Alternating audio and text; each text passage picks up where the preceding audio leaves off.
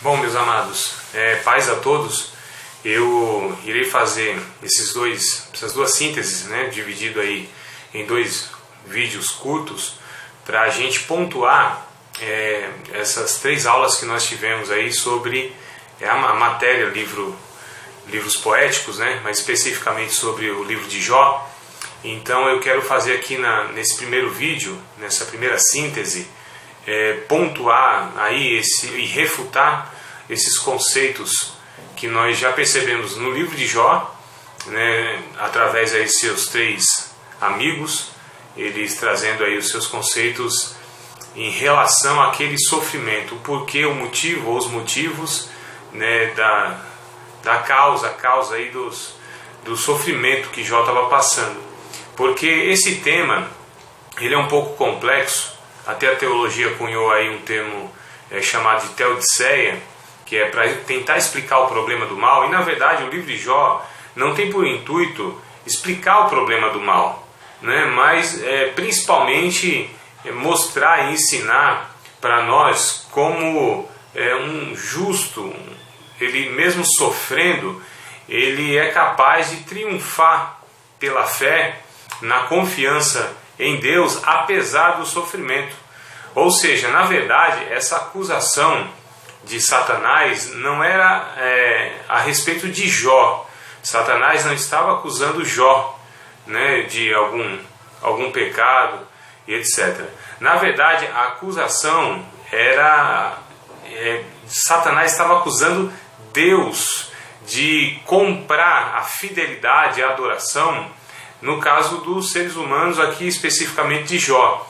E aí, quando o próprio Deus dá testemunho de Jó, então nós percebemos aqui, já desmontamos aí qualquer possibilidade de Jó estar sofrendo diretamente por causa de um ato seu, de um pecado, de uma infidelidade, ou seja, falta de fé, como é falado, né? Os motivos aí, a confissão positiva, por exemplo, a Igreja Internacional da Graça, com seu representante aí, o Rodrigues Romildo Soares, né, que ele é adepto aí, discípulo do Kenneth Hagin, que vai dizer que as vicissitudes da vida, as dificuldades da vida, o sofrimento não pode acometer um servo fiel. Se ele passa por isso, ou ele não tem fé suficiente, ou de fato há alguma pendência aí espiritual na sua vida, né, algum pecado encoberto.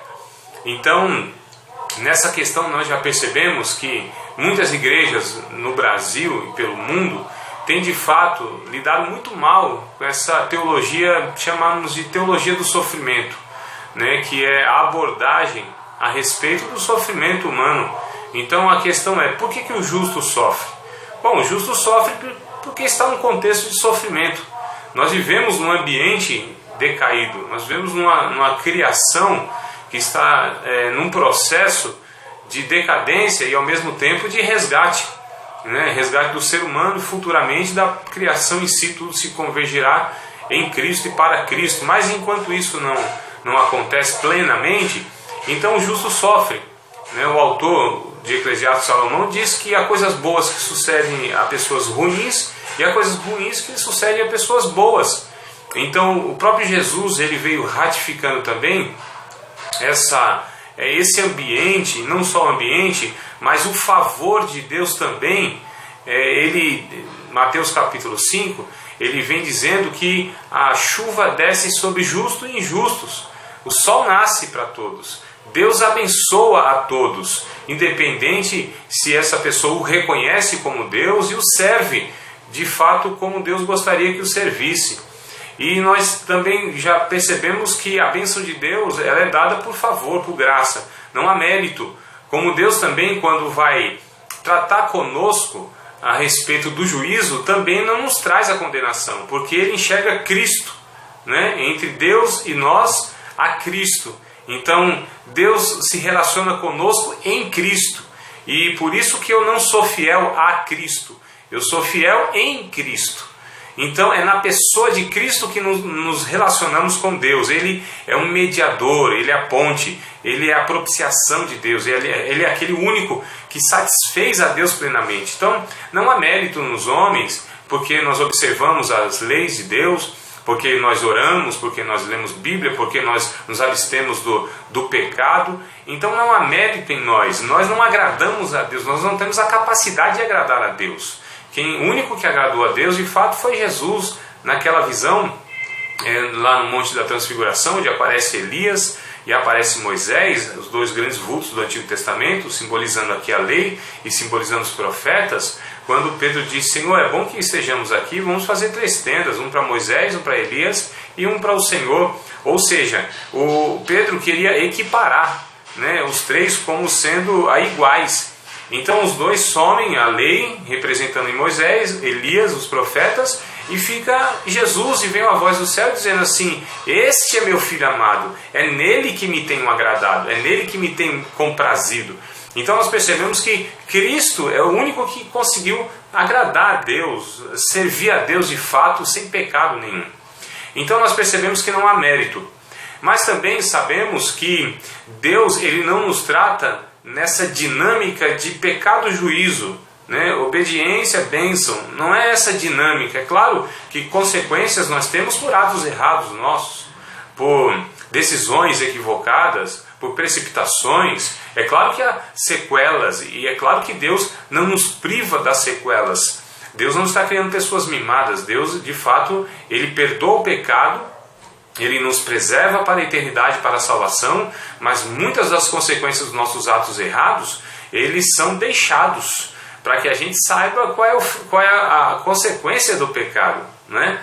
Mas mesmo assim, e muitas vezes nós oramos a Deus e na oração não há garantia de solucionar todos os nossos problemas e dificuldades. O próprio Paulo, o apóstolo Paulo, em 2 Coríntios capítulo 12, ele relata uma situação da sua vida onde ele sofria, um sofrimento que não sabemos ao certo o que é, sabemos que de fato era uma agonia e possivelmente causada por um agente satânico.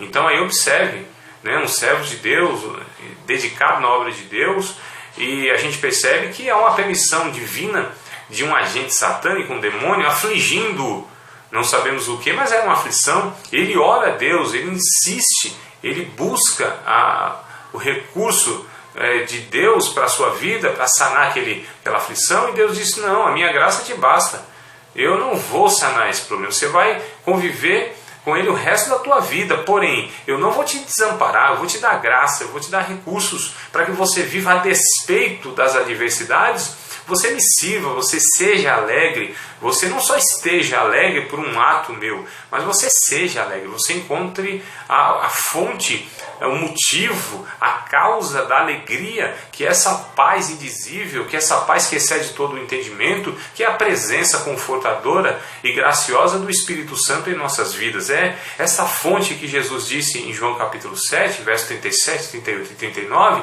que seria descoberto por aqueles que receberiam o Espírito Santo e entenderiam que a partir de agora haveria uma fonte a jorrar do nosso interior para a vida eterna. Então nós percebemos que os motivos que nos alegram, as causas das nossas tristezas, não são essas limitadas que os seres humanos, sem Cristo, eles são pautados. Nós temos uma esperança maior, nós temos um conforto, nós temos um consolo, que é o Espírito Santo, que é a presença de Deus, que é a maior recompensa. Então a oração, por exemplo, é mal entendida quando muitos oram a Deus pensando que a oração é uma ferramenta para se obter coisas de Deus, para fazer com que Deus faça coisas que nós queremos que Ele faça, embora muitas vezes sejam legítimas, mas porém nós percebemos que a oração, o motivo maior da oração é esse exercício de dependência de Deus. E a maior bênção da oração não é uma resposta possivelmente adquirida por causa da oração, mas é a própria presença de Deus. Quando Abraão ele se aproximou de Deus, disse: Senhor, o que o Senhor há de me dar? Porque eu não tenho filho, sou velho, e está aqui o Damasceno Eliezer, E o Senhor vai me dar o quê? E Deus disse assim: Abraão, eu sou o teu escudo e o teu grandíssimo galardão. Então a presença de Deus é a maior recompensa que nós temos. Então são ferramentas que a igreja não tem sabido usar corretamente, adequadamente, que é a oração e o jejum. Tem tido isso como ferramentas de se alcançar coisas de Deus, como se nós pudéssemos manipular a divindade, manipular o divino. É Deus que age segundo a sua graça. Então nós percebemos aqui que são desmontadas nesses 3 conceitos que eu vejo aqui no livro de Jó. O capítulo 4 do livro de Jó, o primeiro amigo, ele vai dizer no capítulo 4, versos 7, 8 e 9, ele vai falar a respeito do relacionamento mercantil com Deus, né? Esse relacionamento de mercado, ou seja, eu faço e Deus corresponde, não faço, Deus não corresponde. Ou seja, essa questão da troca, essa questão desse relacionamento de interesse, esse relacionamento de mercado mesmo.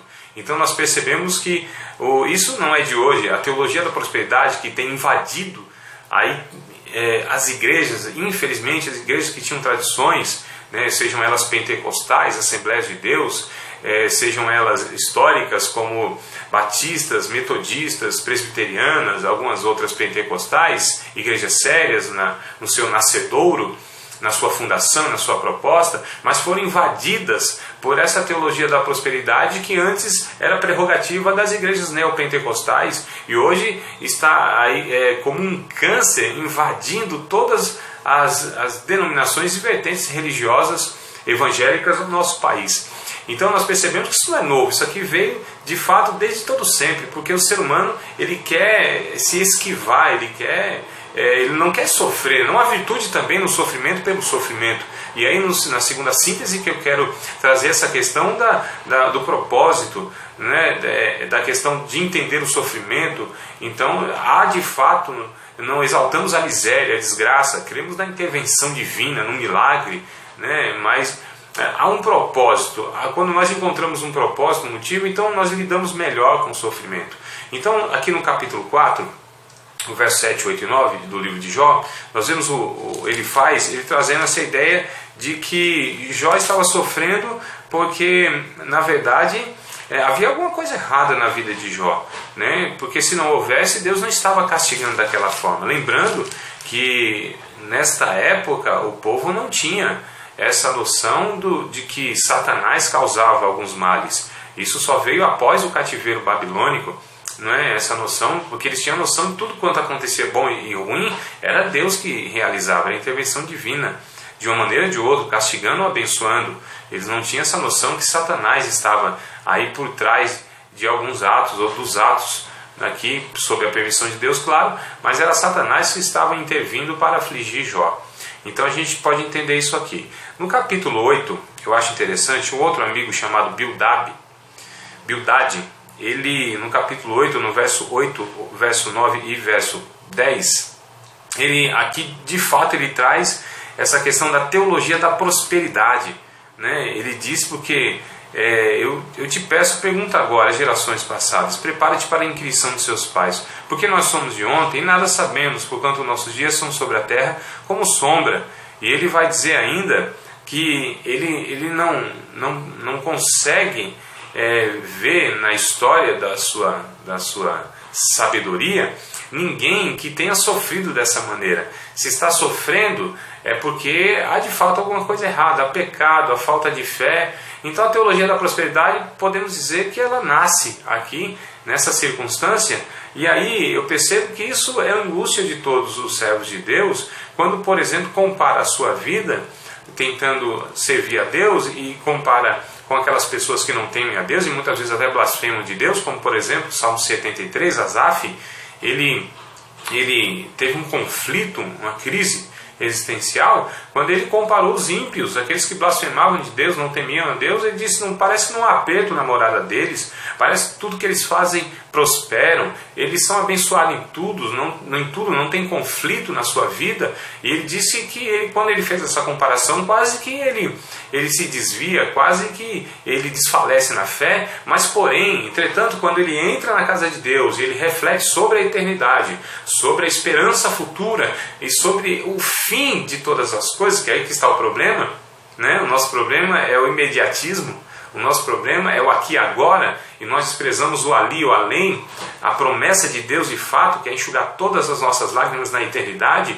que é arrancar todas as angústias da nossa vida, que é de fato nos fazer pleno nele, na eternidade, enquanto aqui estivermos. Importa até que por muitas tribulações nós entraremos no reino de Deus, disse Paulo em Atos, e Jesus também traz essa realidade, que ele, como sendo o Filho de Deus, iria sofrer, quanto mais aqueles que o seguissem, né, não iriam também ter sofrimento, seríamos perseguidos, odiados, caluniados. Ou seja, ele diz que no mundo nós teríamos aflições diversas, mas era para nós termos bom ânimo, né?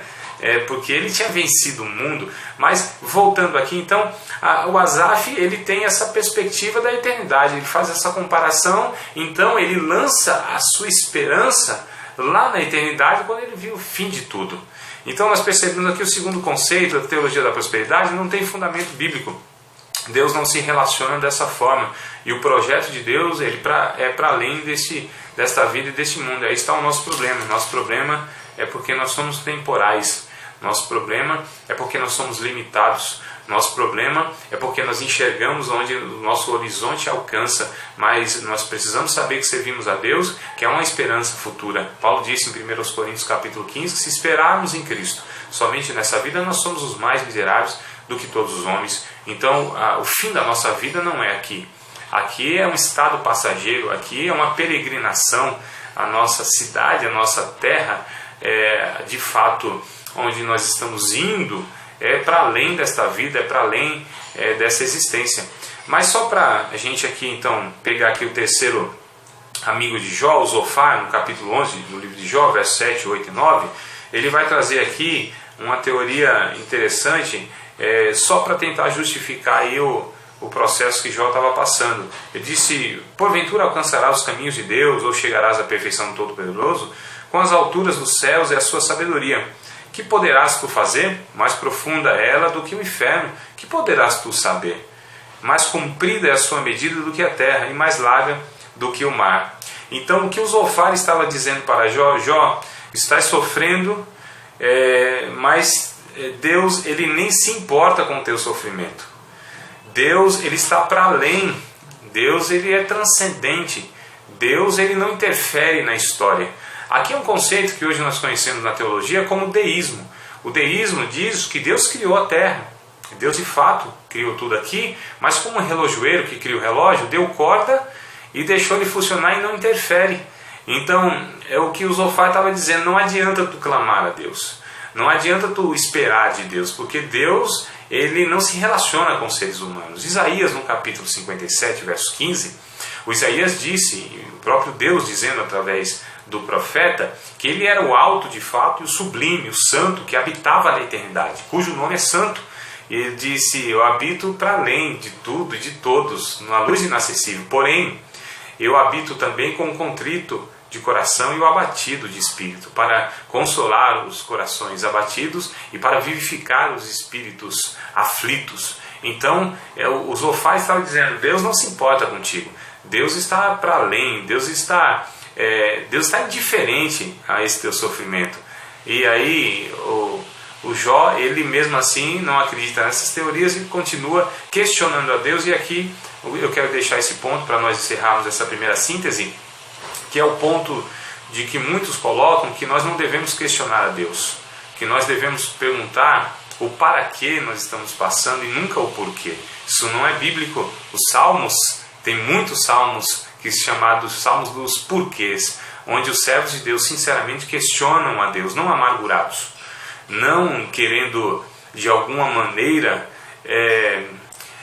se relacionar com Deus numa questão de buscar explicações por obrigatoriedade de Deus, mas por sinceridade, por angústia da alma. Eles perguntam: Senhor, até quando? Por que estou passando isso? Por quê? Então Jesus na cruz do Calvário, ele também nos ensinou isso, que ele como um ser humano ali, ele estava perguntando e questionando a Deus, Deus meu, por que me desamparaste? Olha que coisa interessante. Então questiona a Deus com um coração sincero, puro, buscando o entendimento de algumas angústias e aflições da tua vida, e Deus nunca te reprovará por causa disso, se for de uma forma sincera. Agora é bem possível que Deus não responda, mas uma coisa é certa, Ele com a sua graça te confortará, com a sua graça te amparará, com a sua graça te fortalecerá, e a graça de Deus, ela nos basta. Melhor muitas vezes, e sempre vai ser melhor do que a solução dos nossos problemas, a presença do Deus Todo-Poderoso. É isso que nós temos que aprender. E aí eu deixo aqui então essa resumo, essa síntese. Espero que tenha ajudado aí pontualmente naquilo que já temos tratado em sala de aula aí nessas 3 aulas. Farei o segundo vídeo para aí trazer aí a questão dos propósitos do sofrimento. Deus abençoe a todos. Fiquem na paz do Senhor.